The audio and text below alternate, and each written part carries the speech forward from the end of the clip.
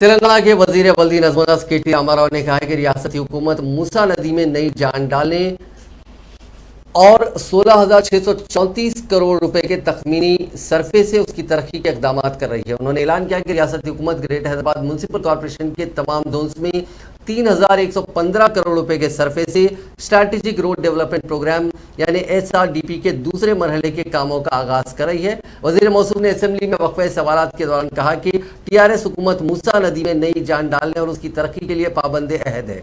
उन्होंने कहा कि वजीर आला चंद्रशेखर राव इन कोशिशों की शख्सी तौर पर क़यादत कर रहे हैं। उन्होंने कहा कि जो भी वादे किए गए हैं उन वादों को पूरा किया जा रहा है। मूसा नदी में नई जान डालने और उसकी तरक्की के इक़दाम का हवाला देते हुए उन्होंने कहा कि मूसा नदी के मशरिक से लेकर मगरिब तक के कॉरिडोर के लिए 9,000 करोड़ रुपए की तजवीज़ है।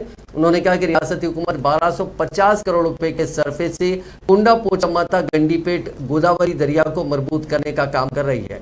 मूसा नदी को खूबसूरत बनाने के लिए 2,000 करोड़ रुपए सर्व किए गए हैं ताकि मूसा और ईसा नदी पर 14 ब्रिजेस की तामीर अमल में लाई जा सके। ये ब्रिजेस 545 करोड़ रुपए के सरफे से तामीर किए जाएंगे और 300 करोड़ रुपए के सरफे से 3 चेक डैम्स की तामीर का काम भी किया जाएगा।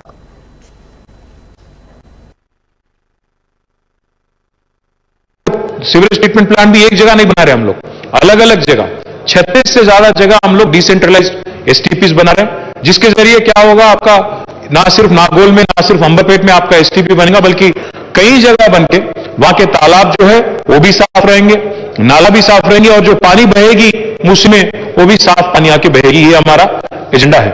हमारा इरादा यह है, मंशा है कि ये STPs का प्रोजेक्ट जो है 100% जो STP करने का है, इसको इस साल दिसंबर तक टारगेट कर रख लिए हम लोग। काम शुरू भी हो गया कई जगह, फतेहनगर में मैं खुद गया और कई और जगह भी जाके मैं फाउंडेशन भी मैं किया हूं।